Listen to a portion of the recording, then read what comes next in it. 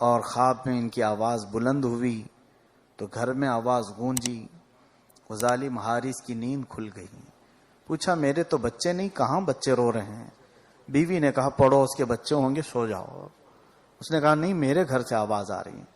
وہ بچے دونوں اٹھے اور دونوں آپس میں ایک دوسرے کا خواب بیان کرنے لگے. میں نے بھی ابا کو دیکھا, میں نے بھی ابا کو دیکھا, اور گلے لگ کر رو رہے تھے. ان کی ہچکیاں بند رہی تھی.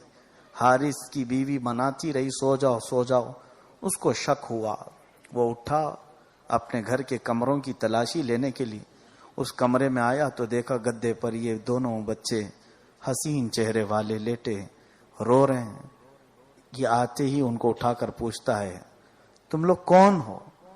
اب یہاں بچوں کو کیسی امتحان کی گھڑی ہے. پہلے تو ڈر رہے تھے, لیکن اب یہ حالت تھی کہ اس کو اپنا گھر سمجھ لیا تھا. کہا ہم تو مسلم بن عقیل کے بیٹے ہیں. وہ بچوں نے اپنا سمجھ کر کے بتایا. اتنا سنتے ہی اس ظالم نے دونوں کے بال پکڑ کر کے اٹھایا.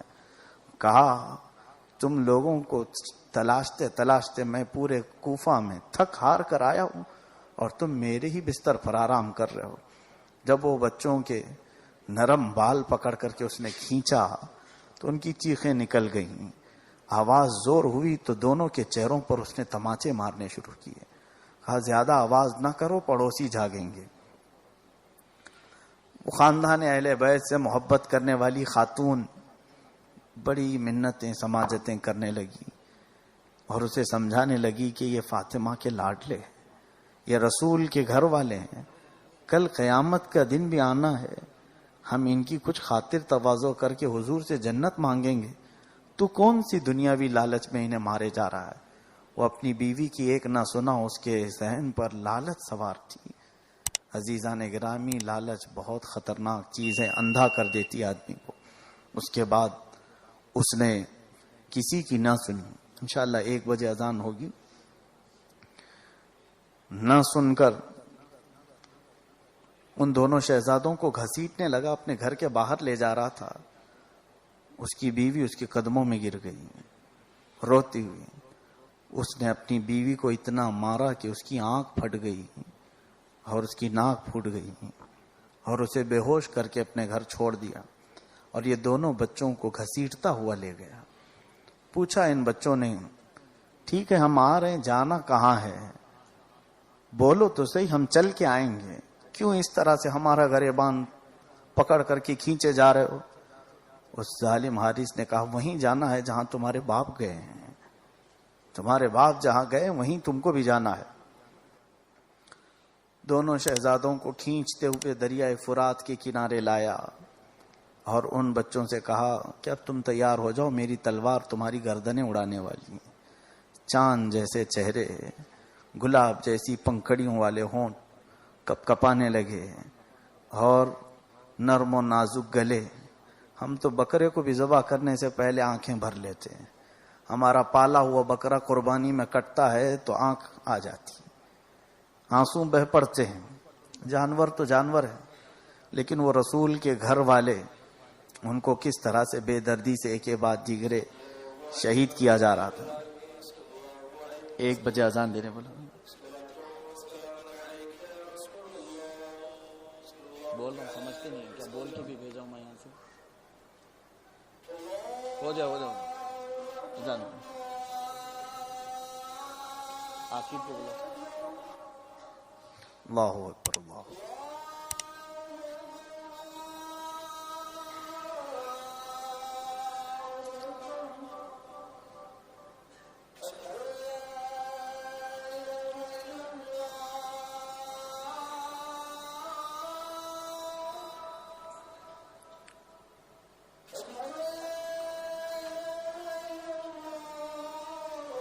تم کو بول کے بھیجو پھر اللہ.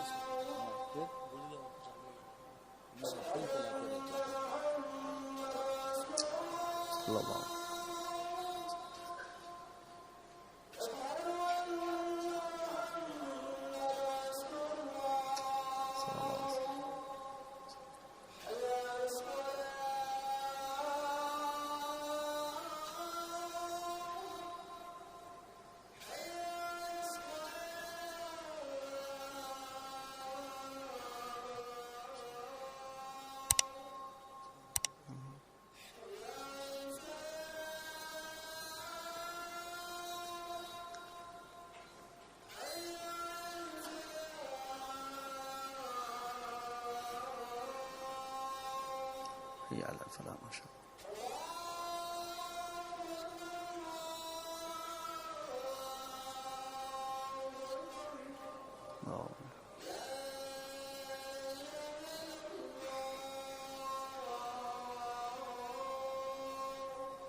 لا الہ الا اللہ محمد صلی اللہ علیہ وسلم.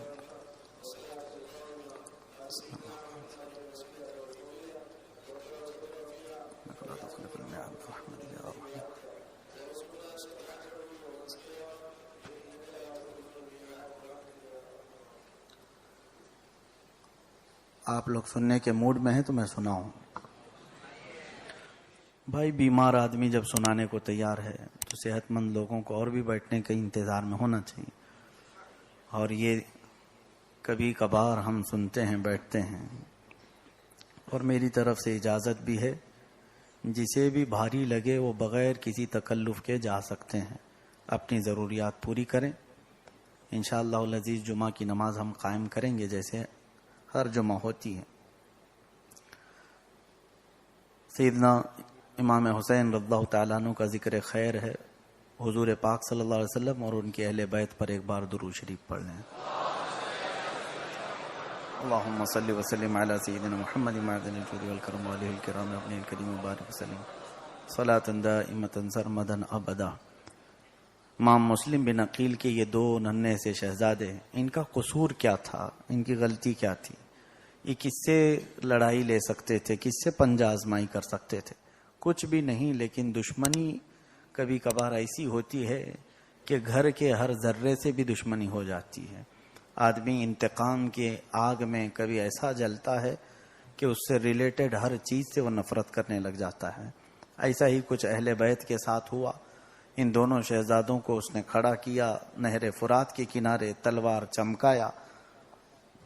ان دونوں شہزادوں نے کہا کہ کیا تم ہمارا قتل کرنا چاہتے ہو؟ اس نے کہا ہاں. تو اس میں ایک شہزادے نے کہا مجھے مار دو. بڑے شہزادے کہنے لگے میرا قتل کر دو. تو ننھے نے کہا نہ نہ نہ, پہلے مجھے مارو. کہا کیوں؟ کہا ہم دونوں بھائی ایک دوسرے کی تکلیف کبھی دیکھے نہیں. میں اپنے بڑے بھائی کو مرتا ہوا میرے سامنے نہیں دیکھ سکوں گا. بڑا اپنے ننھے کو دیکھنا نہیں چاہتا. گلا کھٹتے ہوئے دونوں آپس میں اس بات پہ لڑ رہے ہیں کہ پہلے میرا کام ہو, پہلے میرا کام ہو. وہ جگہ بھی ہم نے کوفہ میں دیکھی ہے. آج میں ہر سال زیارت پہ جاتا ہوں تو علاقہ آج علاقہ اولاد مسلم بن عقیل کے نام سے ہے. پہنچتے ہی ہماری آنکھیں بہہ پڑتی ہیں. میں یہ واقعہ وہاں پہ بھی کھڑے ہو کے سناتا ہوں. دو شہزادوں کو اس نہر فرات کے کنارے, آج بھی وہ نہر فرات کا پانی لبالب بھرا جاتا رہتا ہے. ہم مرغے کو ذبح کرنے سے پہلے 2 گھونٹ پانی پلاتے ہیں, لیکن اس ظالم نے دریائے فرات کا پانی انہیں چکھنے بھی نہیں دیا. ایسی حالت میں جب وہ آپس میں بحث کر رہے تھے کہ پہلے میرا خاتمہ کرو, پہلے میرا خاتمہ کرو, تو اس ظالم نے چیخ کر کہا خاموش ہو جاؤ, یہ بحث کا وقت نہیں, تم دونوں کی خواہش پوری کرتا ہوں. یہ کہہ کر کے اس نے تیز اتنی تلوار چلائی کہ دونوں گردنیں ایک ساتھ اڑی, ہوا میں لہراتی ہوئی ریت پر آ کر گر گئی. اسی لیے وہ ریت بھی کتنے گلاب اپنے اوپر لی ہوئی ہے, کتنے بکھرے ہوئے ہیں مدینے کے پھول. کربلا تیری قسمت پہ لاکھوں سلام. جس جگہ دیکھو ریت پر ایک ایک کربلا میں گلاب رسول اللہ کے خاندان کا بکھرا پڑا ہوا ہے. وہ خوشبو تو دے گئے, اور ایسی خوشبو دے گئے کہ قیامت تک مومنین کی روحیں ان کی شہادت سے ہی کانپ جاتی ہیں.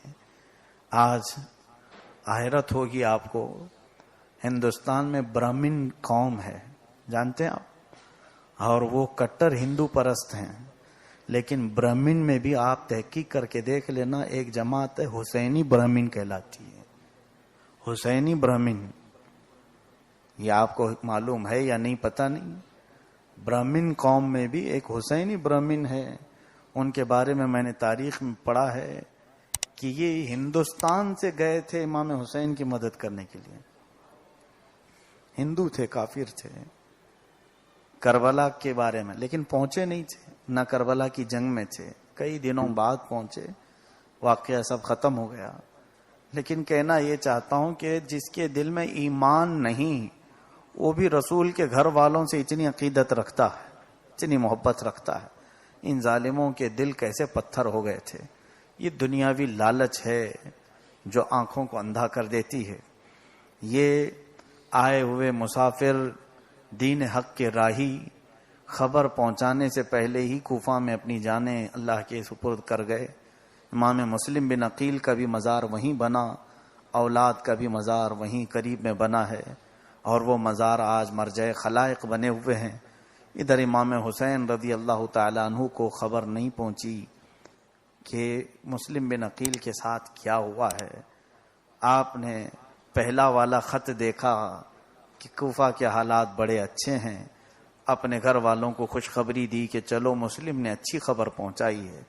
سب چل پڑے, منزل در منزل قصیدے پڑھتے ہوئے نکلے تھے, اور کوفہ آنے کو ابھی تھوڑا وقت باقی تھا یا تھوڑی منزلیں. ایک خط پہنچ گیا, امام مسلم بن عقیل اور ان کے بیٹوں کو شہید کر دیا گیا ہے. امام حسین رضی اللہ تعالیٰ عنہ نے اس وقت کہا, اے اللہ اب ہماری آزمائش شروع ہو چکی ہے, اب ہمارے ابتلا کا وقت شروع ہو گیا. یزید نے ایک کام مکمل تو کر دیا تھا, ابن زیاد کے ذریعے سے کوفہ سے امام مسلم بن عقیل اور ان کے بچوں کو شہید کروا دیا. اب اس کے بعد یزید کا دوسرا آرڈر یہ آیا کہ حسین کو کوفہ پہنچنے سے پہلے ہی روک لو. کوفہ اگر پہنچ گئے تو جس طرح کوفیوں کا دل تمہارے آنے سے بدلا تھا, کہیں حسین کے آنے سے پھر نہ بدل جائے, اس لیے حسین کو پہلے ہی روک دو. 1000 کا لشکر حر بن یزید کے ساتھ کوفہ سے بہت دور ہی بھیج دیا گیا.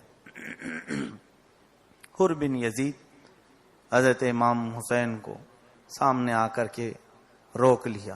کہا کیوں روک رہے ہو؟ کہا ہمیں بھیجا گیا ہے کہ آپ کوفہ کی طرف نہ جائیں. روکتا گیا. آپ نے کہا تو ٹھیک ہے چھوڑو, میں دوسری طرف جاتا ہوں. تو وہ ادھر لے جاتا, کبھی ادھر لے جاتا. اس کے بعد یہ کئی دن تک چلتے رہے. پھر محرم کی پہلی تاریخ شروع ہو گئی. پھر ایک دن ایسا آیا کہ حر بن یزید جو 1000 کا لشکر لے کر آیا تھا, ایک میدان میں آپ کو زبردستی اترنے کو حکم دیا کہ آپ یہاں اتر جائیں, اس کے آگے نہیں بڑھیں گے آپ.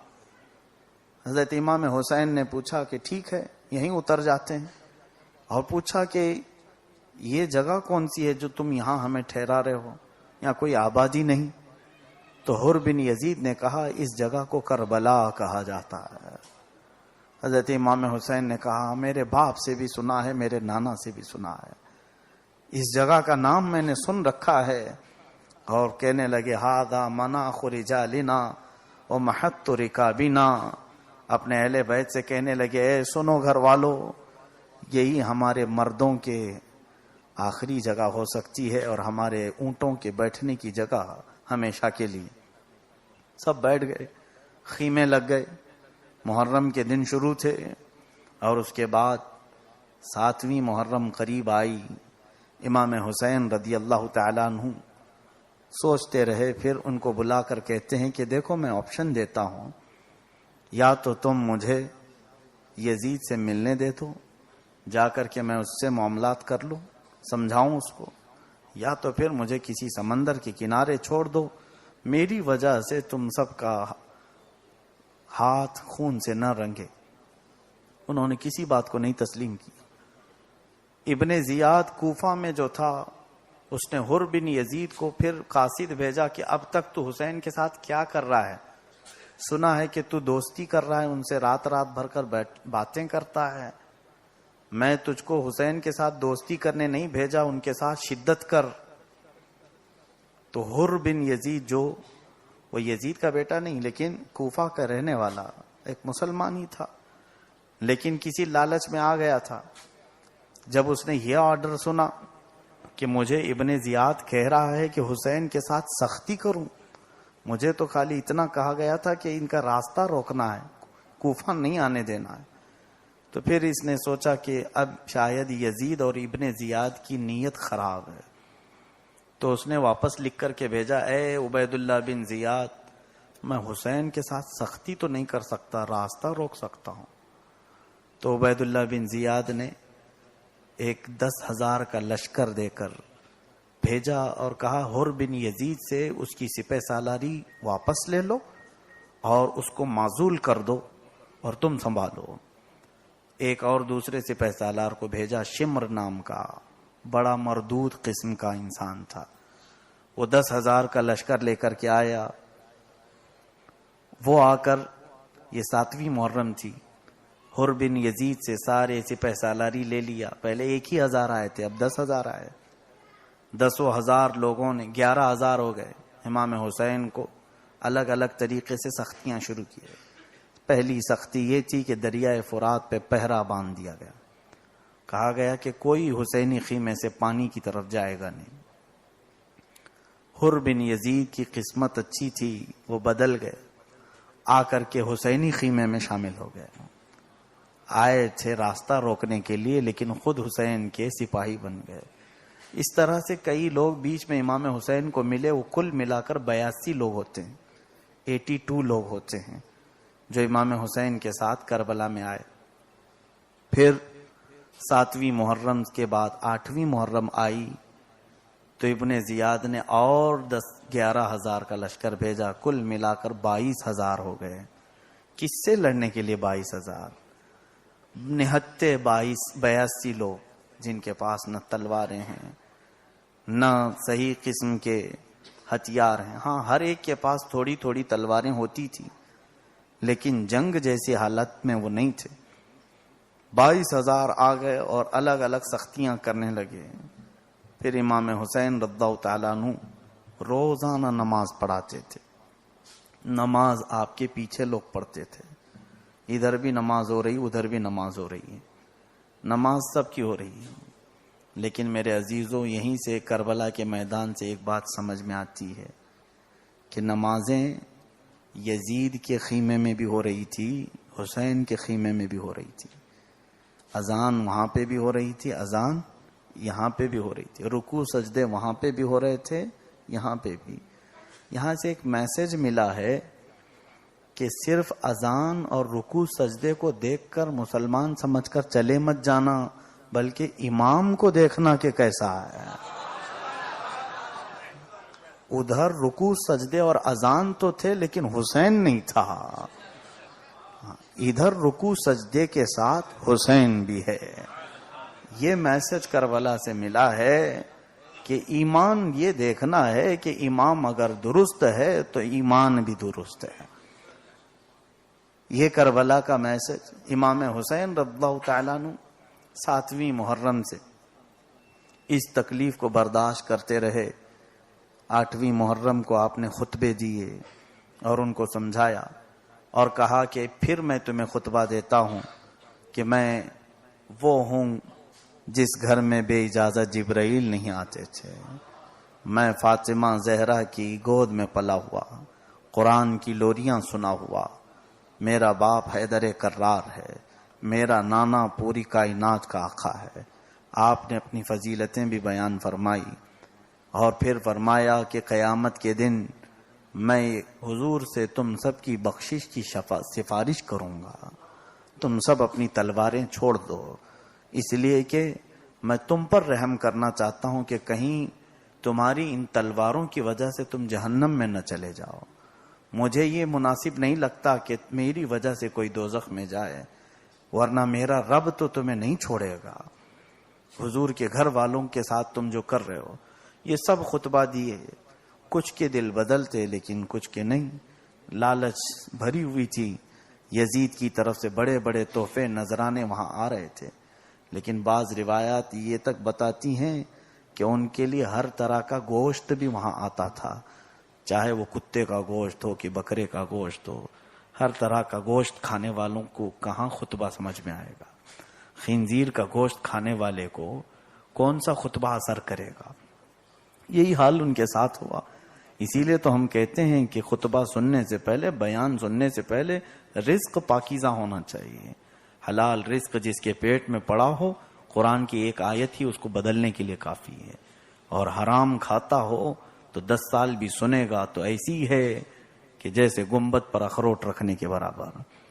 عزیزان مکرم، امام حسین اعظم رضی اللہ تعالیٰ عنہ خطبے کئی دے چکے، وہ خطبے محفوظ ہیں آج تاریخ میں۔ 9 محرم رات عاشورہ کی، یعنی جو کل گزری، اپنے خیمے میں آئے امام حسین رضی اللہ تعالیٰ عنہ، جوان شہزادے تھے۔ 19 سال کے امام قاسم، 21 سال کے علی اکبر۔ یہ کیسی بھری جوانی ہوتی ہے، آپ سوچیں، یہ ماں باپ کی فصل بہار ہوتی ہے۔ ماں باپ بچپن سے جو پال کر کے جوان دیکھنا چاہتے ہیں وہ عمر ہوتی ہے۔ اس عمر میں نوجوان اچھا لگنے لگتا ہے، ماں اس کے صحرے کے سپنے سجا بیٹھتی ہے، اس کو دولہا دیکھنے کی تمنا باپ بھی کر بیٹھتا ہے نوجوان بچے کی۔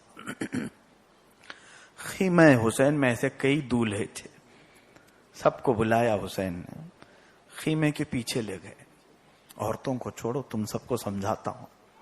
کہا حالات بہت بگڑتے چلے آئے ہیں، ان لوگوں کا لفڑا اور ان لوگوں کا معاملہ میرے ساتھ خراب ہے، تم میں سے کسی کے ساتھ نہیں، لہذا تم سب یہ عورتوں کو لے کر مدینے چلے جاؤ، اور پھر جو ہوگا میں ان کے ساتھ دیکھوں گا۔ اتنا کہنا تھا کہ شہزادے کھڑے ہو گئے، کہنے لگے آپ کے بعد جو جینا چاہے گا وہ حرام زندگی ہے، ہماری زندگی حرام ہے، ہمارے رگوں میں جو خون ہے وہ آپ کا ہے، آپ یہ ایسا کیسا مشورہ دے رہے ہیں؟ حضرت امام حسین نے جب دیکھ لیا کہ کوئی ماننے کو تیار نہیں، پھر گھر آئے۔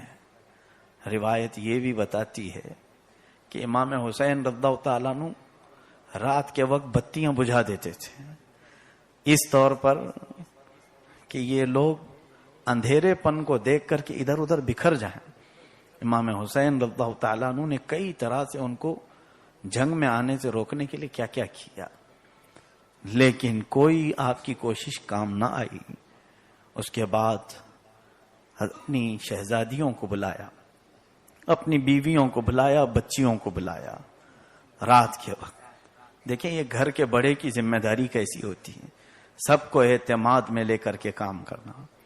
اور خاندان میں بچیاں ایسی تھیں، بی بی سکینہ 9 سال کی بچی ہیں، اور آپ کے ساتھ حضرت شہر بانو کے بچے، زینب کے بچے، اون و محمد، یہ سب چھوٹے بچے تھے اور بچیاں بھی تھیں۔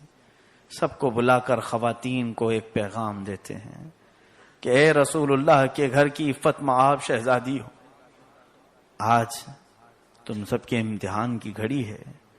میں یہ دیکھ رہا ہوں کہ میرے خون کے لوگ پیاسے ہو گئے ہیں، بہت بڑا لشکر یزید نے بھیج دیا ہے، ایک کام میں اگر کہوں تو کیا تم سب میری بات کو مانو گی؟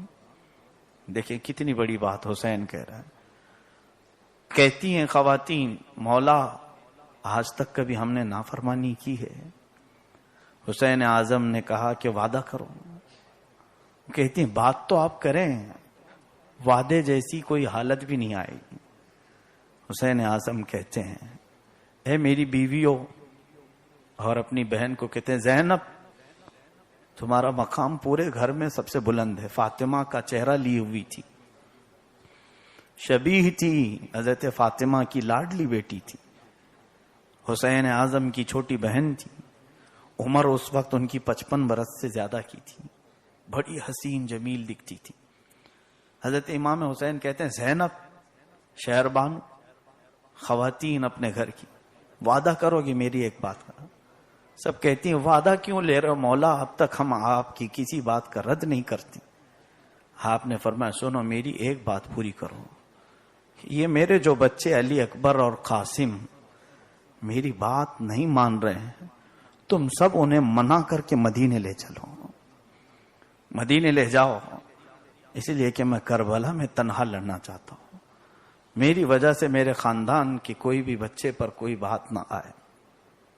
خواتین میں سے پہلے زینب پکارتی ہیں، کہتی ہیں مولا یہ ایک ہی بات اور آخری بات ہے جو ہم آپ کی ماننے سے عاجز ہیں، اس لیے کہ وہ بچے بھی ہم نے جو پالے ہیں وہ آپ کی حفاظت کے لیے پالے ہیں اور دین رسول کے لیے پالے ہیں، آج وہ موقع آ گیا ہے تو آپ واپس کیوں بھیج رہے ہیں؟ عزیزان گرامی، اس کے بعد 10ویں محرم کی شروعات تھی، عاشورہ کا دن تھا. کیسا حسین اتفاق ہے کہ وہ کربلا کے دن جو عاشورہ آیا تھا جمعہ کا دن تھا. آج پھر سے جمعہ پلٹ آیا ہے. آج پھر سے جمعہ پلٹ آیا ہے.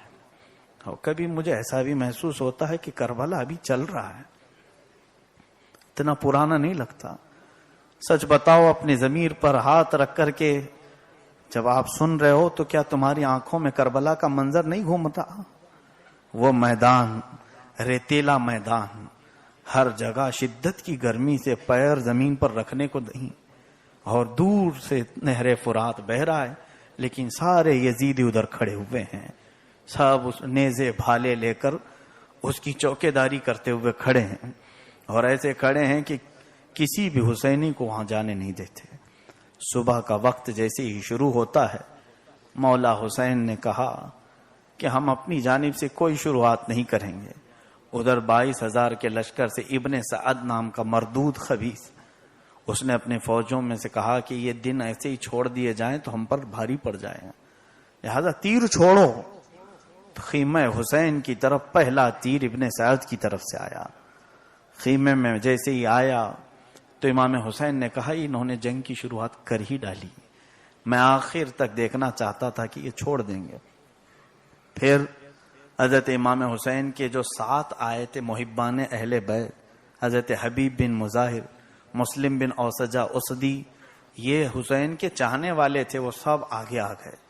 کہنے لگے مولا حسین اپنے شہزادوں کے ساتھ, اپنے بھائی بہنوں کے ساتھ آپ خیمے میں بیٹھے رہے ہیں, ہم سب سے پہلے میدان میں جاتے ہیں اور ان کا جو حشر ہم کریں گے آپ دیکھتے رہیں, بس آپ ہماری پیٹھ کو تھپ تھپاتے رہیں. آپ نے فرمایا میرے ساتھیو تم تو ایسے ساتھ دینے کے لیے آئے تھے, لڑنے کے لیے تھوڑی نا.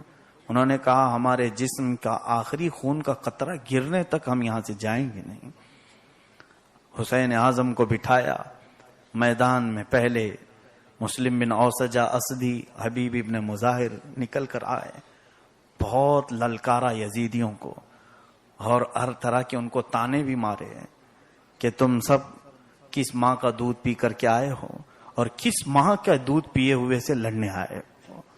ذرا اپنی ماں کو حسین کی ماں سے موازنہ کر کے دیکھ لیتے ہیں, تمہاری ماں کون ہے اور حسین کی ماں کون ہے, اور تم لڑنے کے لیے کس کے پاس آئے ہو جس کا بابا شیروں کا شیر ہے, اسد اللہ الغالب ہے, اور تمہارے سب کے باپ جھوٹے اور مردود ہیں. یہ محبان اہل بیت کی محبت کی گرمی تھی جو نکلتی جا رہی تھی. سب سنا ڈالا یزیدیوں. یزیدی آئے, مقابلہ کرتے رہے, اور مقابلہ ایسا کہ دو بدو ہوتا رہا. یزیدیوں کی طرف سے 2 آتے تھے ان کے مقابل میں, اور ایک ایک گھوڑوں پر بیٹھ کر لڑائی ہوتی رہی. صبح صبح فجر سے شروع تھی, اور اس کے بعد یہ محبان اہل بیت ان یزیدیوں کے خیموں میں گھر جاتے تھے. ان کو ایسا قتل کر دیا جاتا تھا کہ ان کے جسموں کی بوٹیاں ہو جاتی تھیں, پھر وہ واپس آ بھی نہیں پاتے. امام حسین دیکھ رہے ہوتے. اس کے بعد مولا حسین نے دیکھا اپنے خیمے کی طرف, تو ابھی دیکھا بھی نہیں تھا. آپ سوچ رہے تھے کہ میں اٹھ کر کے جاؤں, تو اچانک دیکھا امام حسین رضی اللہ تعالیٰ عنہ کے سگے بھائی امام حسن کے بیٹے امام قاسم دولہے کی شکل سے اپنی چوکھٹ سے باہر آ رہے تھے. امامہ سر پر لگا ہوا ہے. کہا کہاں؟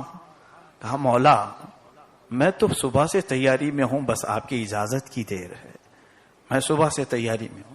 کہا بیٹا تم میرے مرحوم بھائی کی آخری علامت ہو, حسن کے انتقال کے بعد میں تم کو دیکھ کر دل ٹھنڈا کرتا ہوں. امام قاسم نے کہا کہ سرکار آپ اجازت دیتے. اپنے چچا سے اجازت لے کر یہ حیدر کرار کا پوتا میدان کربلا میں چمکا, اور ایک ہی تلوار سے کئی لوگوں کو فنا فنار کرتا رہا, اور پھر پلٹ کر کے ادھر آتا, کہتا یا امتا, چچا تھوڑا پانی مل جائے گا تاکہ میں اور کو فنا فنار کروں. لکھنے والوں نے یہاں تک لکھا امام حسین رضی اللہ تعالیٰ عنہ آئے, امام قاسم سے کہا کہ بیٹا پانی تو نہیں, میری زبان دیتا ہوں تھوڑا سا چوس لو, میری زبان اپنے منہ میں لے لو. مولا حسین نے اپنی زبان قاسم کے منہ میں رکھی. امام قاسم جھٹ سے اپنا منہ باہر نکالتے ہیں, کہتے ہیں مولا کیا بات ہے, میرے سے زیادہ تو آپ کا منہ سوکھا ہوا ہے, میرے اس میں ابھی تو تھوڑا سا تھوک باقی ہے, آپ کا تو مجھ سے زیادہ سوکھا ہوا. مولا حسین کا منہ خشک ہو چکا تھا. روایت میں یہ بھی ہے کہ امام قاسم کی زبان تالو سے چپک جاتی تھی, ایسی شدت کی پیاس. میں 3 دن سے اپنے گلے کی تکلیف میں مصروف ہوں, دیکھ رہا ہوں کہ پانی کی قدر و قیمت کیا ہوتی ہے, گلے میں نگلنا مشکل ہو رہا ہے, اور ان کی حالت کیا ہوگی جو دھوپ کی شدت کی وجہ سے گلے میں ان کے سوکھا پنا گیا تھا. امام قاسم واپس گئے اور ابھی چند لمحے بھی نہیں ہوئے تھے کہ اچانک امامہ شریف اڑتا ہوا نظر آیا. کربلا کے میدان میں اندر سے بیویوں نے پکارا, قاسم کا امامہ اڑتا ہوا دکھ رہا ہے. گویا کہ شہادت کی خبر آ گئی. امام حسین نے کہا صبر کرو. امام حسین خود لاشا اٹھانے کے لیے جاتے تھے اور اپنے ان جوان بچوں کے لاشے کو کندھے پر لے کر آتے تھے اور خیمے کے پیچھے رکھتے, جتنے لوگ موجود ہیں مل کر جنازہ پڑھتے, اپنے ہاتھوں سے دفنا دیتے. اس کے بعد امام قاسم کے بعد آپ کے بڑے بیٹے علی اکبر بھی موجود تھے.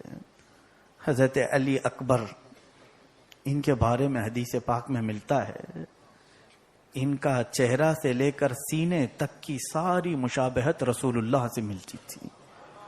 حضور کے چہرے کی رنگت ان کے اندر تھی. جب وہ مسکرا دیتے تھے تو ان کے گال ایسے لال ہوتے تھے کہ لوگ کہتے ہیں ہم کو علی اکبر کو دیکھ کر نبی یاد آ جاتے تھے. مدینے والے اکثر علی اکبر کو شبیہ رسول اللہ کہتے تھے. علی اکبر اپنے بابا کے پاس آئے, کہا کہ بابا آپ اپنے ہاتھ سے امامہ پہنا دیں.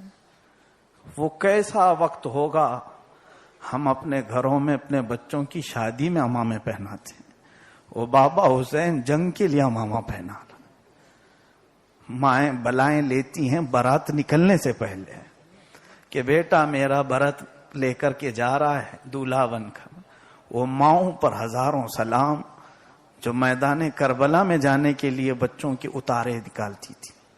اندر سے بی بی شہر بانو آ کر کے اپنے بچے کو کہتی ہیں اللہ نظر بد سے بچا ہے. یہ نہیں کہہ رہی کہ ظالموں سے بچا ہے.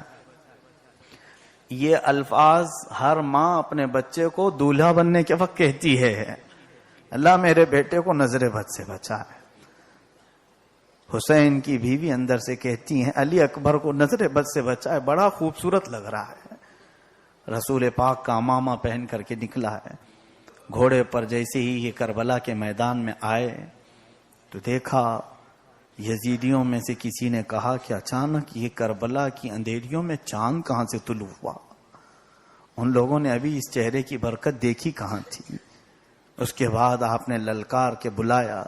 واقعات بڑے تفصیل ہے, میں کتنا سناؤں, ہمت اور جذبات ساتھ نہیں دیتے. علی اکبر اکیلے اس دن کربلا کے میدان میں 80 لوگوں کو مار چکے ہیں. ہے آج میں اپنے قوم کے نوجوانوں کو پکاروں, 21 سال کی مردانگی تمہاری تو محلے کوچوں میں گزر جاتی ہے, بے حیائی کے کاموں میں گزرتی ہے. اس علی اکبر نے دین کے لیے کیسی طاقت جمع کی تھی. تمہارے جیم کرنے کے بعد بھی وہ طاقت نہیں آئی جو دین مصطفیٰ کے کام آ سکے. لیکن وہ علی اکبر کئی دن کی پیاس برداشت کرنے کے بعد بھی 80 لوگوں پر بھاری نظر آتا. یزیدیوں میں سے کسی نے پکارا ایک ایک کر کے جاؤ گے تو یہ شام تک ہر ایک کو کاٹتا رہے گا, ایک ایک کر کے نہ جاؤ. تو تنہا ایک شیر کو 200 کتوں نے گھیر لیا اور اس کے بعد تیر ایسے برسائے کہ فرماتے ہیں علی اکبر کے جسم میں 1 انچ بھی جگہ باقی نہیں تھی, اتنے تیر نہ. اور اس کے بعد یہ رسول اللہ کا شہزادہ جو چاند جیسی چمک پورے کربلا میں چھوڑ رہا تھا, اچانک گھوڑے سے نیچے آیا, تیر پورے جسم پر لگے ہوئے. ایسا لگا کہ جیسے چاند ٹوٹ کر کے زمین پر گرا ہے. یقیناً وہ فاطمہ کا چاند ریت میں گر گیا تھا. ظالموں نے اتنا ہی نہیں کیا، حسین کے آنے سے پہلے ہی علی اکبر کا گھوڑا لیا اور اس گھوڑے پر بیٹھ کر علی اکبر کی لاش پر دوڑانے لگے. لیکن گھوڑا ایک قدم بھی آگے نہیں بڑھتا تھا. جانور اہل بیت کا احترام جانتے تھے. یزیدیوں نے اپنے گھوڑے لائے، علی اکبر کے جسم پر گھوڑے دوڑانے لگے. گھوڑے اتنے دوڑ گئے تھے کہ مولا علی اکبر کا جسم چپک گیا تھا. امام حسین اپنی چادر میں سمیٹ کر کے علی اکبر کے لاشے کو لائے تھے اور اپنے خیمے کے پاس پھر لا کر کے جنازہ پڑھایا اور دفنایا. یہ رسول کے خاندان والوں کے ساتھ جو تماشا یزیدیوں نے کیا، اسی لیے میں نے کہا کون سا ایسا دل ہے جو داستان کربلا سے آنکھیں نم نہیں کرتا؟ کون سا ایسا مسلمان ہے؟ ظالم شیعہ اگر ماتم کرتے ہیں تو یہ ان کا حصہ ہے. حسین کا اگر اصلی غم ہے کسی کو تو اہل سنت کو ہے. ہم کو اصلی غم ہے، اس لیے کہ ہمارا سرمایہ گیا ہے، ہماری آبرو لوٹی ہے، ہماری عزتیں گئی. لیکن حسین کے لیے ہمارے دل میں جو عقیدت و محبت کا جذبہ ہے وہ سچا ہے. علی اکبر کی لاش کو دفن کرنے کے بعد مولا حسین آئے گھر میں، اپنی تیاری میں تھے. عباس علمبردار اپنے سگے بھائی آتے ہیں، کہتے ہیں مولا تھوڑی دیر رکیں. اندر سے آپ کے علی اصغر کے رونے کی آواز بہت دیر سے آ رہی ہے.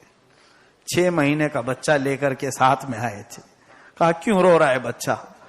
کہا کہ آپ کی اہلیہ محترمہ کہہ رہی ہیں کہ ان کے سینے کا دودھ سوکھ گیا. بچے کو پینے کے لیے دودھ سینے میں نہیں ہے. آپ اندر خیمے میں گئے، پوچھا اپنی زوجہ سے کیا بات ہے؟ آپ کی اہلیہ محترمہ کہتی ہیں یہ لو بچے کو، اس کو بھی ہم کربلا میں لے آئے اور میری طرف سے ایک مشورہ ہے، یزیدیوں کو یہ بچہ دکھائیں کہ یہ تو تم سے جنگ لڑنے نہیں آیا، تو تلوار اٹھانا بھی نہیں جانتا ہے، اس کو پانی دے دو باقی کسی کو مت دو. مولا حسین اپنے اس بچے کو گود میں لے کر نکلے اور یزیدیوں کو دکھانے کے لیے گئے. کہا کہ دیکھو یہ بچہ ہے میرے پاس، ثبوت کے لیے چاہو تو دیکھ لو، بولتا بھی نہیں ابھی، 6 مہینے کا ہے، اس کو چند گھونٹ پانی ڈال دو، قیامت کے دن میرے نانا کے ہاتھ سے حوض کوثر پلاؤں گا. ایک ظالم شمر بن یا خولی نام کا، اس نے اعلان کروایا اپنے فوجیوں کو کہ پلاؤ حسین کے بیٹے کو ایسا پانی کہ دنیا یاد رکھے. تو ادھر سے ایک تیر برسایا گیا اور علی اصغر کے سیدھے گلے میں آ کر لگا. ایسے لگا کہ وہ تیر گلے کی دوسری طرف نکلا. کتنا چھوٹا سا بچہ. آج میں بھی دیکھتا ہوں ہمارے گھر میں چھوٹی بچیاں ہیں، چھوٹے بچے ہیں. میں دیکھا ہوں کہ مچھر بھی اگر بچے کو کاٹتا ہے تو ہم گھبرا اٹھتے. ہمارے بچوں کو بخار آ جائے تو ہم سینے سے لپٹا لیتے. مولا حسین تمہاری عظمتوں کو سلام. بچے کے گلے میں حلقوم میں اتنا بھاری تیر چلا گیا ہو اور آپ کی آنکھوں سے آنسو نہیں. اور بچہ چیخ کر اپنے باپ کو ایک بار دیکھا اور اس کے بعد پھر کبھی نہیں پوچھا. حسین اعظم کی اس چہرے پر خون اچھل کر کے آیا تھا. آپ نے بارگاہ رب العزت میں کہا مولا یہ بھی نذرانہ قبول کر لے تیرے دین کی حمایت کے لیے. یاد رکھو مسلمانوں، اس اسلام میں حسین کا خون بسا ہوا. کون ہے جو اسلام کو مٹا سکے گا؟ لائے ایسی قربانیاں. حسین اعظم ہلکے ہلکے قدموں سے خیمے تک آئے، اپنے بچے کو چادر میں چھپائے. اندر سے بی بی نے آواز دی کیا پانی پلایا؟ حسین نے کہا ہاں. اب تیرا بچہ کبھی پانی نہیں پوچھے گا، اب تو پانی کی فکر ہی چھوڑ دے، تیرا بچہ اب کبھی پانی نہیں پوچھے گا. مولا حسین نے دکھایا اور کہا صبر کر لے جا کہ فاطمہ کے گھر کی کنیز ہے، رسول کے گھر کی تو آل ہے. اپنے بچے کو خیمے کے پیچھے دفن کر دیا. آج بھی وہ علی اصغر کی قبر مرکز خلائق بنی ہوئی ہے, مرجع خلائق بنی ہوئی ہے. ہم کربلا کبھی جاتے ہیں دبے قدموں سے. سچ بتاؤں اتنے سال مسجد میں امامت کرنے کے بعد بھی علی اصغر کی قبر پہ کھڑے ہونے کی مجھے ہمت نہیں ہوئی. سوچا کہ کس طرح سے کھڑے ہو جاؤں. کیا سوچتے ہوں گے یہ ننھے علی اصغر, میں نے تو خون بھی پلا دیا اسلام کو, اور تم نے تو 5 منٹ کا وقت دینے کو بھی حساب میں لگا دیا ہے. تم لوگ 1 گھنٹہ کام کرتے ہو تو دین کا حساب میں لگا دیتے, تم تو تسبیح بھی گن گن کر کے پڑھتے ہو. شرم سی آتی ہے کربلا جانے کے بعد. عظیم قربانیاں, عظیم قربانیاں. عباس علمبردار یہ حالات دیکھ کر برداشت نہ کر سکے کہ پانی کو اس قدر ترسانا جانوروں کے لیے بھی جائز نہیں, انسانوں کے لیے کیسے ہو سکتا ہے. تو آپ نکل پڑے, کہا میں جنگ کر کے آؤں گا اور پانی لے کے آؤں گا اور مولا کو اور ان کے گھر والوں کو پلا کر رہوں گا. آپ مشکیزہ لے کر کے نکلے تھے فرات, اور سب کو چیرتے پھاڑتے گئے اور پانی بھر بھی لیا اور لے کر کے نکلے. کہا فتح ہے عباس کی, گھر کی بچیوں کو پانی پلا کر کے رہوں گا. جب واپس نکلے تو یزیدیوں نے پکارا عباس کو پہنچنے نہ دینا, اگر یہ پہنچ گیا تو حسین کے ساتھ پھر 1 مہینہ لڑنا پڑ سکتا ہے اور بھاری پڑ جائے گی جنگ. تو یزیدیوں کی پکار کے بعد کسی نے آ کر کے حضرت عباس کے بازو کو کاٹ دیا. سیدھا ہاتھ کٹا تو دوسرے ہاتھ سے مشکیزہ اٹھایا, وہ بھی ہاتھ کاٹا تو مشکیزہ دانتوں میں چبا لیا, لے کر کے دونوں کٹے ہوئے بازو. پھر بھی پلانے کی ہمت تھی گھر والوں کو, لیکن اس مشکیزے کو چھلنی چھلنی کر دیا. پانی بہ گیا تو نیچے گر گئے. کہا ہار گیا عباس, پھر سے ہار گیا, پانی نہیں پلایا. کوئی ظالم آیا اور آپ کی گردن مبارک کو الگ کیا. حسین اعظم آئے, خیمے کی طرف دیکھا, اب کوئی بھی بچہ نہیں تھا, کوئی جوان نہیں تھا. ایک بھائی تھا عباس, وہ بھی جا چکے. آئے, ان کا لاشا اٹھا کر کے یوں اپنی کمر کو پکڑ کر کے کہتے ہیں الآن انکسر ظہری, اے مولا ابھی میری کمر ٹوٹی, اس لیے کہ عباس میری کمر کی ہڈی تھے, اب میری کمر ٹوٹی.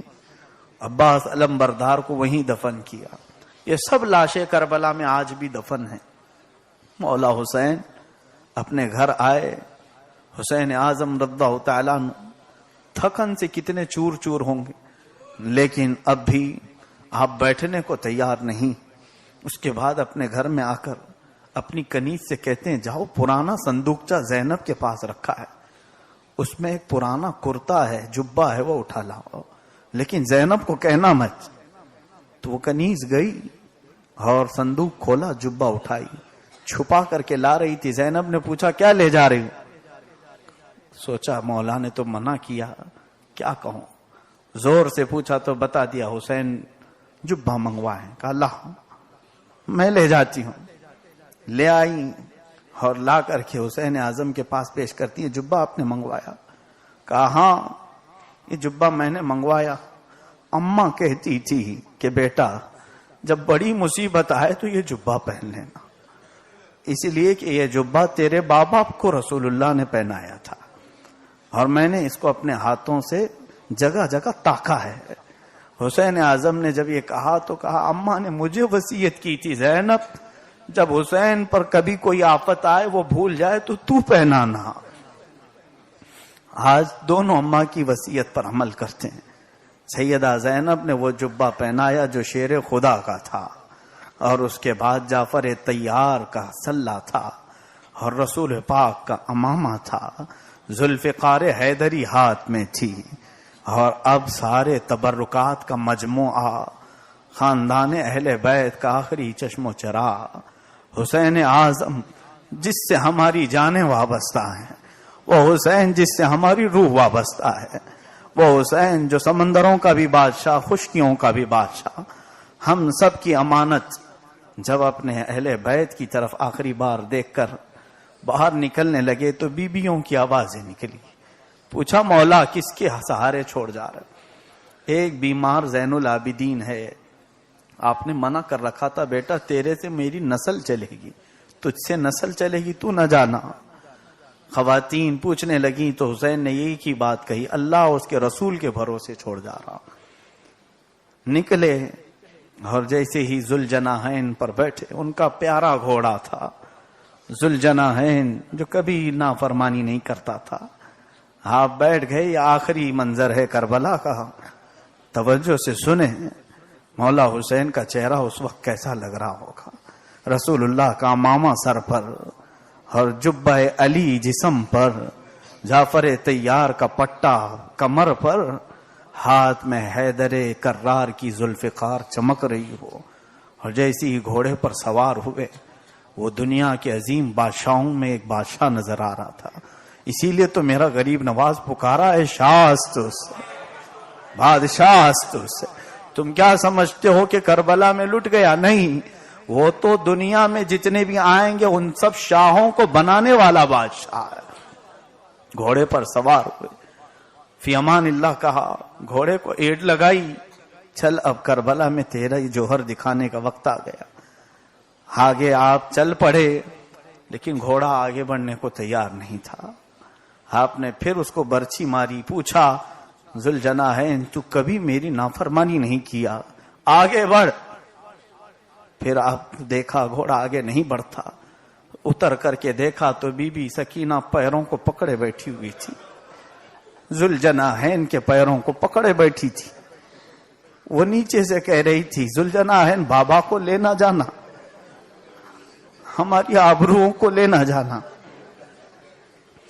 حسین نیچے اتر آئے، اپنی سکینہ کو اٹھایا اور گلے سے لگایا، کہا بچی جا اپنے گھر۔ کہا بابا کس کے حوالے؟ کہا اللہ کے حوالے، رسول پاک کے حوالے۔ ایک اور عجیب بات میں آپ کو سناؤں، جب مکہ سے امام حسین نکلے تھے، ابھی دیکھیں آپ، حسین اعظم کربلا میں آئے اور جا رہے تھے، جانے کے بعد یزیدیوں کو پھر سے ایک خطبہ سنایا، وہ خطبہ بھی کام نہ آیا۔ سیدنا مولا حسین اخیر میں اپنی تلوار کے جوہر دکھانا شروع کیے، اور تنہا علی کا لال ہزاروں میں گھر گیا۔ وقت جمعہ آ گیا، اور یہی وہ وقت تھا جب ہر جگہ سے اذانوں کی آوازیں گونج رہی تھی، اور نواسہ رسول جنگ میں گھرا ہوا تھا۔ ہر طرح سے تلواریں تیریں برسائی جا رہی ہیں، اور امام حسین ہر تیر کو نکال کر پھینکتے ہیں۔ کبھی پیچھے پلٹ کر کے دیکھتے خیمے میں کوئی ہے، کوئی نہیں آتا تھا۔ کون تھا؟ سب کے بعد امام حسین آئے تھے۔ اس کے بعد یزیدیوں نے کہا کہ حسین کو روکنا ہوگا، اس کو کوئی چیز روک نہیں سکتی۔ اس کے بعد تھکان سے کئی مرتبہ نیچے گر گئے، پھر گھوڑے پر سوار ہوئے۔ اچانک کان میں اذان کی آواز آئی، سامنے کفار کی طرح شقی دل رکھنے والے یزیدی، یہ تمام بدبخت، میں امام شافعی کے مسلک کے مطابق ان سب کو کافر سمجھتا ہوں، اگرچہ امام اعظم ابو حنیفہ کا مسلک اور ہے۔ ظاہر سی بات ہے اہل بیت کو اس طرح سے کاٹنا۔ امام جعفر صادق سے پوچھا گیا تھا کہ آپ کے بابا کو کیسے شہید کیا گیا؟ آپ کہتے تھے کہ جیسے بھیڑ بکرے کو مارا جاتا۔ کہا آپ ایسی تشبیہ کیوں دے رہے ہیں اپنے بابا کو؟ اس لیے کہ بھیڑ بکرے کو جب مارا جاتا ہے تو اسے پانی بھی پلایا جاتا ہے، اور اس کو لٹایا بھی جاتا ہے، پیر بھی باندھے جاتے ہیں، لیکن بابا کے ساتھ ایسا نہیں ہوا۔ پھر آپ کیوں تشبیہ دے رہے ہیں بھیڑ بکرے کی طرح ہمارے بابا کو شہید کیا گیا؟ کہتے ہیں ایک کام تم دیکھنا، جب بھی بکرا ذبح ہوتا ہے، کسائی کاٹنے والا کاٹتا ہے، سامنے کھڑا ہوا کوئی منع نہیں کرتا۔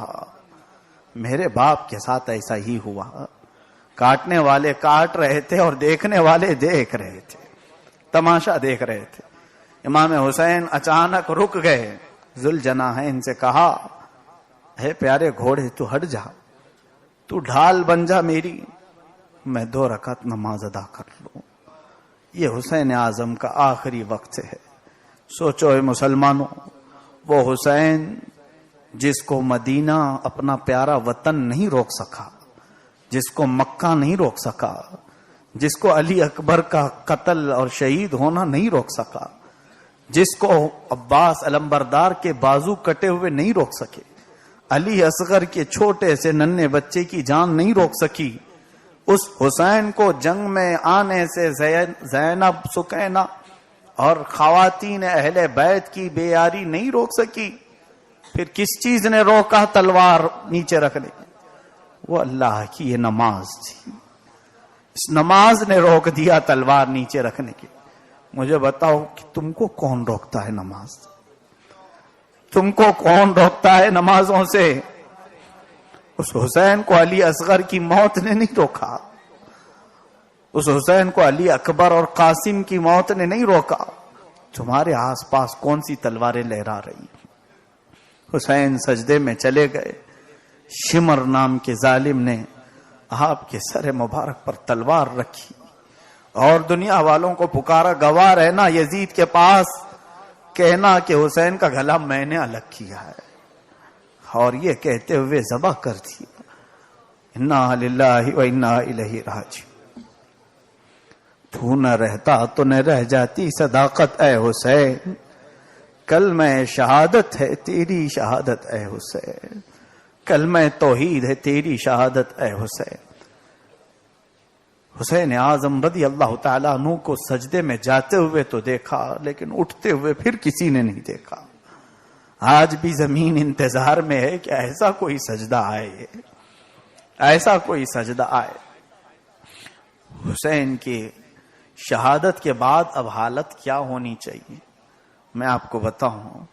مکہ مکرمہ سے نکلتے ہی جیسے ہی حضرت امام حسین کے قافلے کو یہ خبر ملی تھی کہ امام مسلم بن عقیل شہید ہو گئے کوفہ میں، تو ان کی ایک بچی بھی تھی، بیوی بھی تھی امام مسلم بن عقیل۔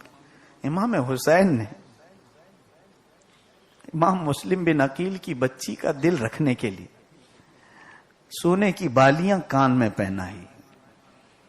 بابا کا انتقال ہو گیا کوفہ میں اس کے، اور ماں کو بھی بالیاں پہنائی، صبر رکھو۔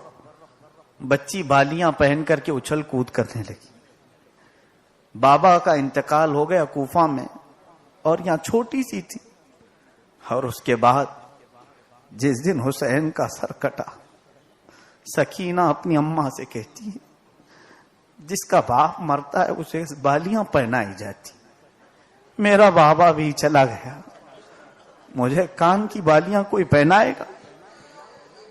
اسی اسنا میں یزیدی ظالم شمر جس نے حسین کا سر الگ کیا تھا، وہ آیا اور بی بی سکینہ کے بال پکڑ کر کھینچا اور ان کے کانوں کو کھینچتے ہوئے کہا کہ میں تجھے بالیاں پہناؤں؟ سکینہ نے کہا کہ تیرے سینے پر میں جہنم لکھا ہوا دیکھ رہی ہوں۔ اتنا سن کر کے وہ گلابی رخساروں پر اتنے تماچے مارا کہ ننھی 9 سال کی سکینہ کے ہونٹ سے خون جاری ہوا۔ سیدہ زینب نے اپنے دوپٹے میں چھپا لیا اپنی اس بچی کو۔ حضرت سکینہ بار بار پوچھتی پھوپھی، اپنی پھوپھی سے اور اپنی اماں سے، ہم کب جائیں گے مدینہ؟ ہم کب جائیں گے؟ پوچھتی خواتین اب کیا کرو گی مدینہ جا کر کے؟ کہتی ہیں رسول پاک کو سنا تو دوں گی کہ ان کے نواسے سے کیا ہوا، ان کی امت نے کیا کیا۔ وہ بچی تھی، بڑی بڑی باتیں کرتی تھی۔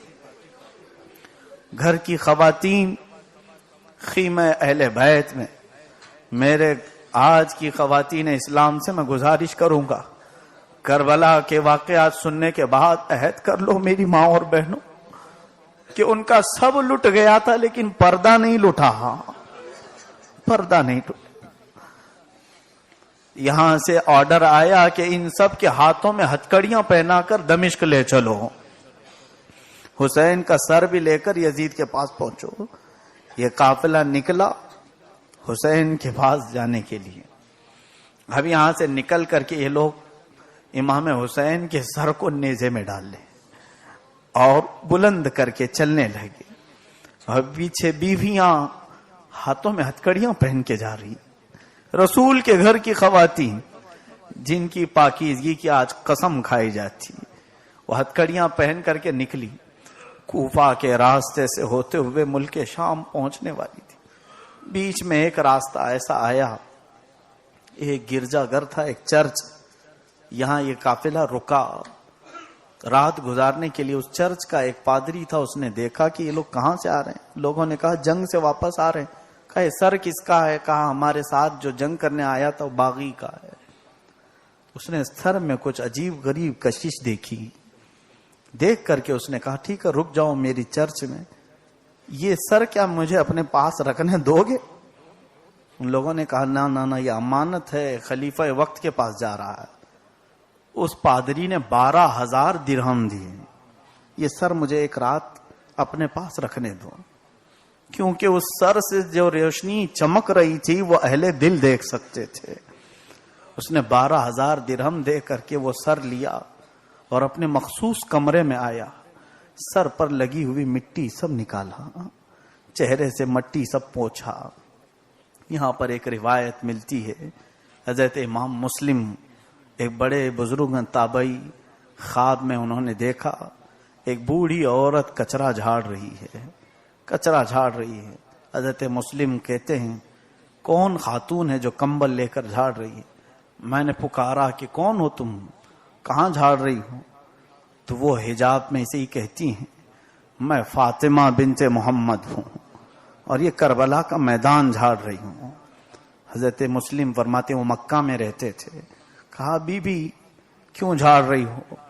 کہتی ہیں کل میرا بیٹا یہاں گرے گا، کوئی پتھر چبھنے نہ پائے میرے بچے کے جسم پر۔ ظاہر سی بات ہے ان ماں باپ کے دلوں پر کیا گزرا ہوگا۔ میں آپ کو بتاؤں، ہم سب کے ساتھ ایک روحانی تعلق ہوتا ہے، ماں اور باپ کا بچوں کے ساتھ ایک گہرا تعلق ہوتا ہے۔ ابھی ہم بیمار تھے، ماں کو اچانک خبر ہو گئی، کسی نے بتایا نہ بتایا، گھبراہٹ ان کو شروع ہو گئی۔ ہم نے پوچھا یہ کیسے پتا چلتا ہے؟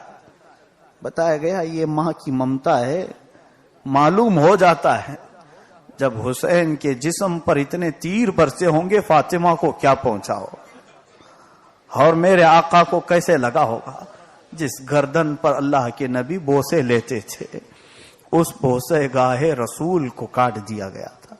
در حقیقت میرے آقا کے لبھائے مبارک کے بوسے کو قتل کیا گیا ہے۔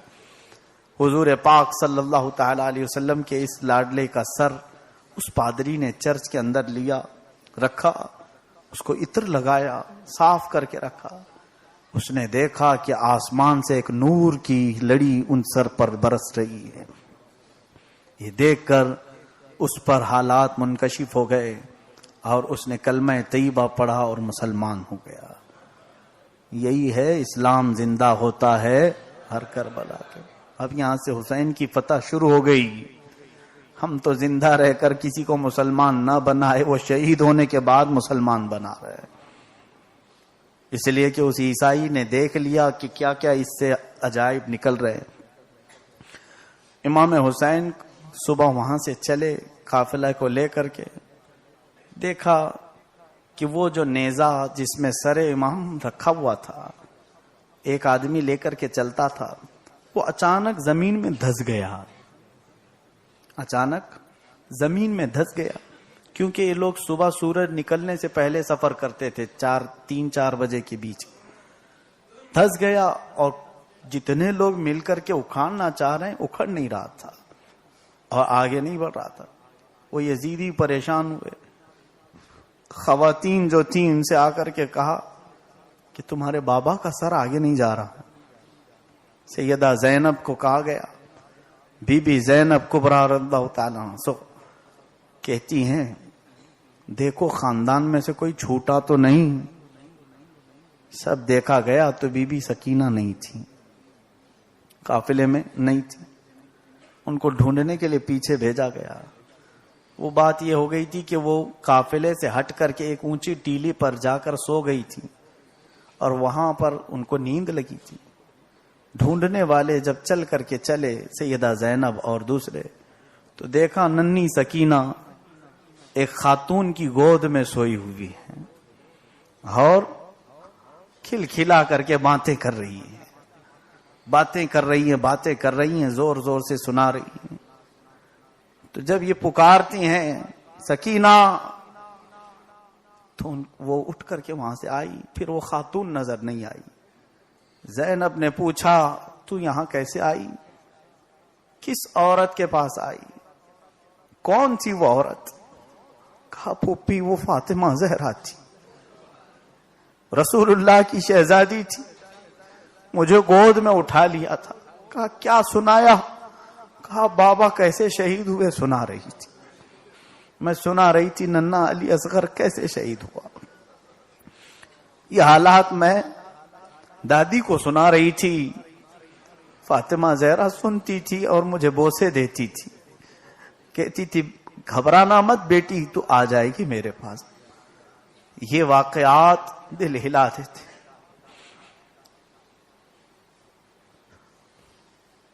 اس قافلے کو نکل کر کے دمشق پہنچنا تھا. دمشق جب آئے تو دمشق میں لوگوں کو معلوم نہیں تھا کہ کس کا سر آ رہا ہے. ہاں اتنا معلوم تھا یزید کے ساتھ جو لوگ لڑنے کے لیے آئے تھے ان کو مار دیا گیا. یہ نہیں بتایا گیا تھا کہ حسین کو مارا گیا. تو سب گھر کی چھتوں پر لوگ کھڑے تھے، جشن کا ماحول تھا. سر حسین جلوس کی شکل میں آ رہا تھا. یہ جو علم اور ڈھال لے کر کے لوگ نکلتے ہیں وہ یزیدی کارنامے ہیں. لوگ آج حسینی بن کر کے نکالتے ہیں. عجیب بیوقوفی ہے. حسینی کبھی کسی سر کو نیزے میں ڈال کے نکلے گا؟ میں تو ان پنجوں وغیرہ کو دیکھ کر کے افسوس کرتا ہوں یہ کیوں یزیدیوں کا دور یاد دلاتے ہیں. میرے حسین کا سر اس طرح سے کھمبے میں ڈال کر لوگ لے کے گئے تھے. اور دمشق جب پہنچے بھیڑ جمع تھی، ڈھول بج رہے تھے اور لوگ ان کو دیکھنے کے لیے آ رہے تھے. جیسے ہی یہ قافلہ قریب پہنچا ایک بوڑھی عورت آئی. بوڑھی عورت کھانا پانی کچھ چیزیں لے کر آئی. ان عورتوں میں آئی جن کے ہاتھ ہتھکڑیوں سے بندھے ہوئے تھے. بوڑھی عورت ان کو کھانا پانی دینے لگی. حضرت زینب پوچھتی ہیں تو کون ہے؟ وہاں سے یہاں تک کوئی ہمیں کھانا نہیں پوچھ رہا تھا، تو کھانا کھلا رہی. وہ عورت کی آنکھیں کمزور ہو گئی تھی، بڑی عمر کی ہو گئی تھی، 80 سال کے قریب. کہنے لگی کہ میری عادت ہے میں قیدیوں کو کھانا کھلاتی ہوں، مجھے کوئی روکتا نہیں ہے. اور سنو میرا نام فضہ ہے، میں فاطمہ زہرا کی خدمت کیا کرتی تھی، کنیز فاطمہ ہوں. اسے یہ معلوم نہیں کہ یہ قافلہ کون سا ہے. بوڑھی کھانا کھلاتی رہی. سیدہ زینب کھاتی رہی. اس کے بعد پوچھا کہ اے خاتون تمہاری کوئی خواہش ہو تو بتاؤ. کہتی کیا کروں، ہاتھ پیر بہت ڈھیلے ہو گئے ہیں. مدینہ رہتی تھی لیکن جب سے میری خاتون اور میری مالکن فاطمہ زہرا وصال کر گئی میں مدینہ چھوڑ کر دمشق آ گئی تھی. لیکن میں جب تک مدینے میں تھی حسین اور حسن کو کھلاتی تھی. اور فاطمہ کی ایک ننھی سی بیٹی تھی جس کا نام زینب تھا، میں بہت کھلاتی تھی. سنا ہے اب بچے وہ جوان ہو گئے. دعا کرو بیٹا میں قیدیوں کو اس لیے کھلاتی ہوں کہ ایک بار پھر سے میں مدینے جا کر ان بچوں کو دیکھ لوں، ایک بار دیکھ لوں.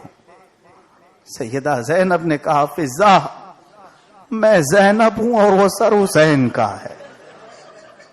تیری یہ خواہش بھی اللہ نے پوری کر دی.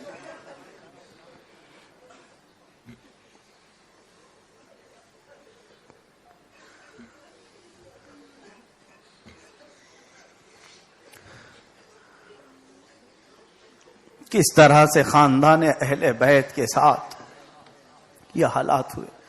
کس زبان سے ہو بیان مدح خان اہل بیت.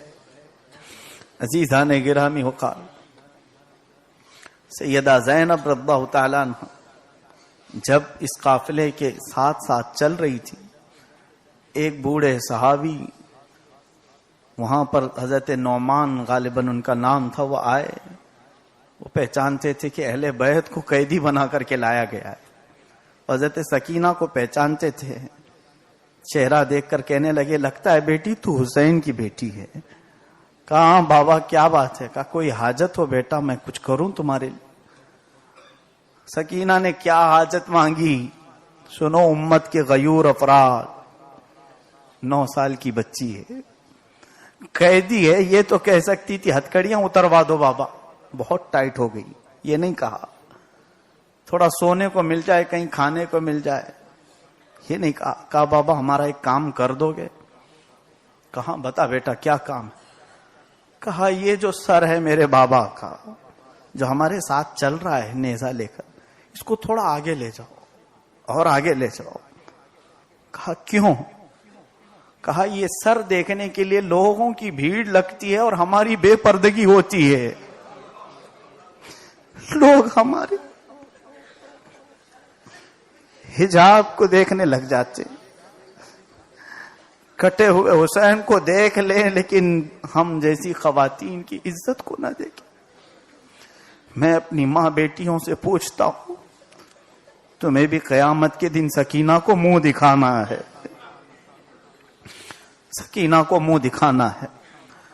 وہ اپنے بابا کے کٹے ہوئے سر کے ساتھ جا رہی ہیں، تب بھی فکر ہے تو اپنے پردے کی فکر ہے.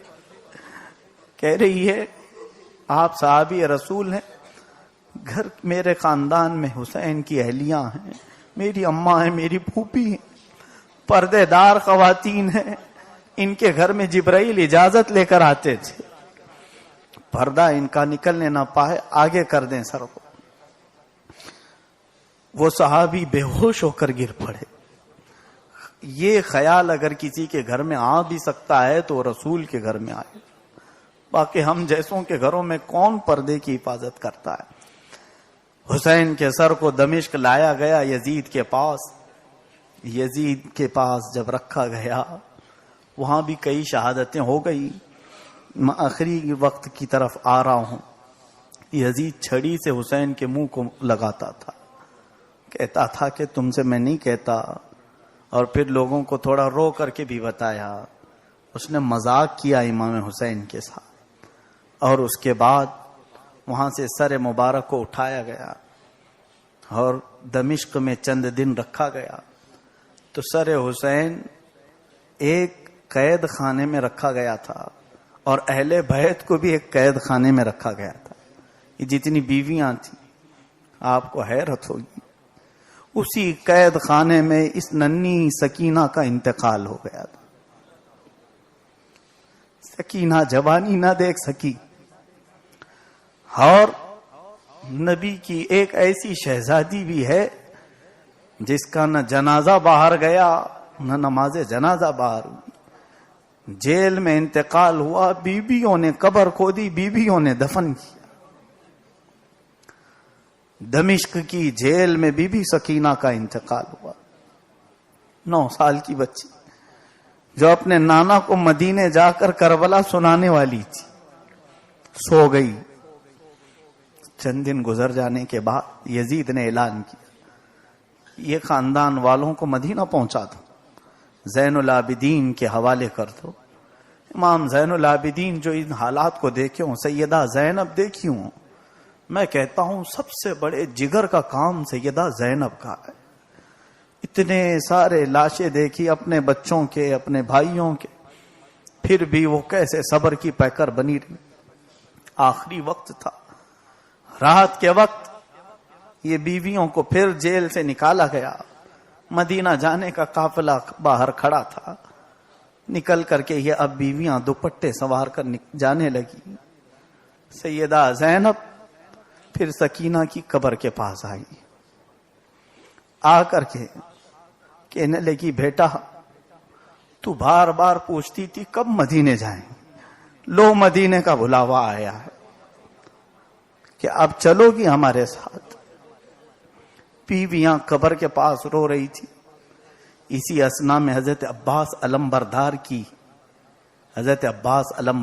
کی بیوی وہ اپنے دوپٹے میں کوئی چیز چھپا کر کے لائی اور لا کر کے قبر سکینہ پر رکھتی.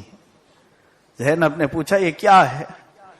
کہا میرے شوہر عباس علم بردار انتقال سے پہلے وہ کہہ رہے تھے، اے فضل، اپنی بیوی کو پکار کر کہتے ہیں، یہ میرے جو دونوں ہاتھ کٹے، ہو سکے تو سکینہ کو دکھا دینا کہ میں اس کے لیے پانی نہیں لا سکا۔ کیا سکینہ تو راضی ہے اپنے چچا سے؟ عباس علمبردار کی بیوی سکینہ کی قبر پر وہ حضرت عباس کے کٹے ہوئے ہاتھ رکھتی، پوچھتی ہیں، سکینہ کیا تو میرے شوہر سے راضی ہے؟ قبر سکینہ سے آواز آئی، ان کو مردہ کہنے والے مردہ ہیں۔ سکینہ کی قبر سے آواز آئی، اللہ راضی ہے، نبی راضی ہے، اور سکینہ بھی راضی ہے۔ عباس علمبردار وہ ہمیں ایسا پانی پلائیں گے جو دنیا والا کوئی پلا نہیں سکے۔ عزیزان گرامی، یہ لٹا ہوا قافلہ مدینہ طیبہ پہنچا۔ اللہ اکبر، مدینے میں قیامت کا منظر تھا۔ جو خاندان اہل بیت بڑی عزتوں کے ساتھ گیا تھا، سب کو کربلا میں چھوڑ کر آیا۔ وہاں ایک بی بی صغرا باقی رہ گئی تھی، بیمار بچی امام حسین کی، ان کو دوسروں کے حوالے کر کے گئے تھے، اور وہ بی بی صغرا تھوڑی سی بڑی ہو گئی تھی اور ہوش و حواس آ چکے تھے۔ وہ دوڑ کر کے مدینے والوں کے ساتھ نکلی، سنا ہے ہمارے گھر والے واپس آ رہے ہیں۔ سرحدوں پر پہنچتے ہی بچی سب سے پہلے قافلے میں اپنے بابا کو پوچھتی ہے، اپنے بھائیوں کو ڈھونڈتی ہے، چہرے کوئی بھی تو نظر نہیں آ رہے۔ زینب سے لگ گئی، پوچھا پھوپھی کہاں ہیں؟ میرا ننھا بھائی علی اصغر کہاں ہے؟ وہ بہت اس پر پیار، بہت محبت کے جذبات نچھاور کرتی تھی۔ زینب نے کہا، چل بیٹا، سب جا کر کے قبر رسول کے پاس بتاتی کون کون کہاں ہے۔ اس بچی کو لے کر قبر رسول کے پاس یہ قافلہ آیا، اور اللہ کے نبی صلی اللہ علیہ وسلم کو جب سیدہ زینب اور امام زین العابدین سنانے لگے تو مدینے والے کہتے ہیں، ایک بار جب میرے آقا کا انتقال ہوا تھا تب مدینہ سب سے زیادہ رویا تھا، اور دوسری بار جب حسین کا لٹا ہوا قافلہ پہنچا تھا، مدینے کی ہر فرد سے چیخیں نکل گئی تھی، اور کیسے نہ نکلے۔ یقیناً یہ داستان کربلا ہر ایک کی روح کو تڑپا دیتی، ہر ایک کے جسم میں کپ کپی طاری کر دیتی۔ آج بیان کربلا مجھ سے جتنا ہو سکا میں نے اور مولا حسین کی زندہ کرامت کو میں نے دیکھا۔ کل میں یہ منت کر کے اٹھا تھا کہ میری آواز بند ہوئی، اور وہ بھی حسین کا بیان کرنے کے لیے۔ اے رب قدیر، اگر ہم حق پر ہیں تو صرف حسین کے لیے آواز کھول دے۔ یہ مولا حسین کی کرامت، جو کچھ بھی بول سکا، اب رب ذوالجلال کو جب منظور ہو آواز ختم کر لے، اور جب منظور ہو آواز کھول دے۔ ہمارے گلے حسین کے لیے ہیں، ہماری زبانیں حسین کے لیے ہیں۔ دین است حسین، دین پناہ است حسین، دین حسین سے ہے، دین کی پناہ حسین سے ہے۔ اے میرے عزیز نوجوانوں، کربلا کا میسج سنانے کی اب مجھ میں ہمت نہیں رہ گئی، لیکن جیسی تیسی طبیعت ہے، اب میں یہ سوچ کر کے ہی بیٹھا ہوں، اس کے بعد جانا بھی مقدر ہو تو کوئی مسئلہ نہیں، لیکن سنا کر چلا جاتا ہوں۔ اتنے سالوں سے کبھی کربلا کے واقعات میں ناغہ نہیں ہوا تھا، کل پہلی بار افسوس ہو رہا تھا کہ میں مولا حسین کا تذکرہ ان کے چہیتوں کے سامنے نہیں سنا پا رہا ہوں۔ حسین کو یاد کرنے والے تڑپتے رہتے ہیں حسین کو سننے کے لیے۔ مجھے کبھی ایسا لگنے لگا کہ نہیں سناؤں گا تو پورا سال بھر زنگ لگ جائے گا، روحیں بیمار ہو جائیں گی۔ اب اتنا یقین کر کے اٹھتا ہوں کہ حسین کا درد چھوڑ کر کے جا رہا ہوں، حسین کا غم چھوڑ کے جا رہا ہوں۔ یاد رکھنا، سجدوں میں حسین کی آواز آئے گی، تمہیں کربلا کی ریت تمہاری پیشانی پر چبھتی ہوئی محسوس ہوگی، اور تھوڑا تم ہاتھ بڑھاؤ گے تمہیں تلواروں کی جھنکار کی آواز بھی آئے گی، اس لیے کہ پھر کربلا آ چکا ہے۔ یزید ہر جگہ نظر آ رہے ہیں۔ ایک یزید اس وقت آیا تھا، یہاں ہزاروں یزید آئے ہوئے ہیں۔ لیکن ہم میں حسین کوئی دکھتا نہیں. پکارو آج حسین کو. اے حسین اعظم، آج ہماری دعاؤں میں تمہاری ضرورت ہے، ہمارے گھروں میں تمہاری ضرورت ہے. 1000 بچے پیدا کرنے سے کیا ہے، ایک حسین پیدا ہو جائے. معاشرے کو مولا ایک حسین دے دے. اے کریم خدا، ہماری سبیلیں، ہمارے کھچڑے، ہمارے نیاز، ہمارے فاتحہ، ہمارے وظیفے، محرم کے لیے ہم نے جو کچھ بھی کیا ہے، ان سب کا ثواب مولا حسین کی روح کو عطا کر. میں سچ بتاؤں، اگر ہم اپنے جسم کے 1,00,000 ٹکڑے کر لیں تب بھی حسین کی شہادت کا بدلہ نہیں ادا کر سکیں گے. ہم اپنے جسم کو کاٹ کاٹ کر چھوٹے ذرے کر دیں تب بھی حسین کی قربانی کے مقام کو نہیں پہنچ سکیں. اس لیے کہ ہم دھرتی کا بوجھ ہیں، ہم کچرا ہیں. ہمارے جینے سے کسی کا کوئی بھلا نہیں ہونا، لیکن حسین کے جینے سے لاکھوں کا بھلا تھا اور ان کے ذریعے سے امت کا بھلا تھا. اے میرے عزیز نوجوانوں، کربلا کے اس واقعے سے اگر تمہارے دل میں ہلچل پیدا ہوئی ہے تو میں ضرور کہوں گا، آج کا سورج ڈوبنے سے پہلے مولا کے حضور سچے دل سے توبہ کر، گناہوں سے آزادی کی توبہ کر. ورنہ یاد رکھنا، حسین کے متعلق یہ بھی روایت میں ہے، قیامت کے دن وہ میرے آقا کے سامنے خون میں لت پت جبہ پہن کر کے آئیں گے.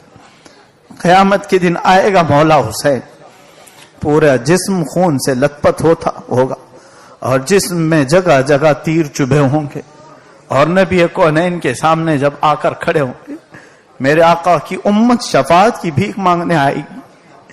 حسین ہر ایک کا چہرہ دیکھیں گے، ہم سب کا چہرہ دیکھیں گے. سوچو یہ چہرہ ملا پاؤ گے حسین سے؟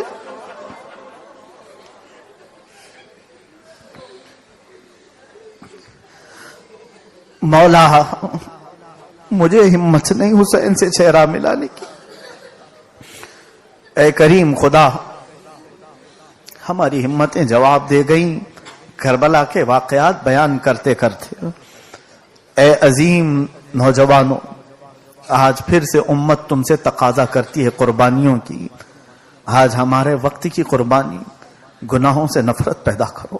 آؤ مسجدوں میں اذان سن کر کے یہ سوچو کہ مجھ پر بہت بڑا بوجھ ہے، اگر نہیں جاؤں گا تو میری زندگی پر لعنت ہے، اس لیے کہ جانوروں سے بدتر میری زندگی ہوگی. حسین تلواروں کے سائے میں نماز پڑھ رہے تھے اور میں آج عاشقی لڑا رہا ہوں اور دکانوں میں گانے سننے بیٹھا ہوں. آج میں کٹوں پر غیبت کرتے بیٹھا ہوں اور نمازیں مسجد کی ایسی ہو کر چلی جاتی. ہماری بیماریوں کو مولا حسین کی برکت سے شفا دے تھے. مولا ہماری بے آبرو زندگی کو آبرو بخش دے، ہماری بیمار روحوں کو طاقت بخش دے. ہماری پیشانیاں جو سجدے سے مرجھا چکی ہیں، ان میں سجدوں کی تڑپ دے. اے کریم خدا، جب تک ہمارے دل میں تو نے دھڑکن باقی رکھی ہے، حسین کے لیے دھڑکنے والا دل بنا. مولا ہم سب کو عاشقان حسین میں زندہ رکھ، قیامت کے دن ان کے گروہ میں اٹھا. اے رب قدیر، ہم نے یقیناً اپنے اعمال سے بہت بدکاریاں کی ہیں، بہت نافرمانیاں کی، دن کے اجالے میں، رات کے اندھیرے میں. اے کریم خدا، یہ نافرمانی ہماری نفس امارہ کی شرارت ہے، شیطان کی بہکاوے سے. لیکن آج عاشورہ ہے مولا، اور تیرے نبی نے فرمایا قیامت بھی عاشورہ کے دن آنے والی ہے، اور وہ بھی دن جمعہ کا ہوگا. اے حاضرین جمعہ، آج جمعہ بھی ہے اور عاشورہ بھی ہے، اور جس دن قیامت آئے گی وہ عاشورہ ہوگا اور جمعہ کا دن ہوگا. اور شاید ایسا ہی کوئی دن ہوگا جب مولا ہمیں ننگا کھڑا کرے گا اور پوچھے گا لاؤ پوری زندگی میں کیا کیا کر کے آئے ہو. نامہ اعمال پیش ہوں گے، پھر وہاں اہل محشر صرف بخشش کے لیے، سفارش کے لیے لوگ ڈھونڈ رہے ہوں گے. آؤ مولا سے آج صلح کر لوں. اے کریم خدا، حسین اعظم کی برکت سے ہم سب کی تمام گناہوں کو معاف کر دے. سچے دل سے مولا توبہ کرتے ہیں، ہم سب کو عافیت عطا فرما۔ اے کریم خدا ارحم الراحمین مولا، ہم سب نے جو کچھ بھی گناہ کیے تجھے ناراضگی کے، آج تو صرف حسین کے خون کی برکت سے ہم سب کو آزاد کر دے۔ ننھے علی اصغر کا واسطہ ہماری دعاؤں کو قبول کر لے، زینب کے دوپٹے کا واسطہ ہماری خواتین کو حجاب بخش دے، مولا فاطمہ زہرا کے ان نونہالوں کا واسطہ کریم خدا ہم سب کے گھر کی بے برکتیوں کو دور کر دے، دین و دنیا کی برکات دے مولا۔ وصلی اللہ تعالی علی خیر خلقی محمد وآلہ واصحابہ اجمعین، وآخر دعوانا ان الحمد للہ۔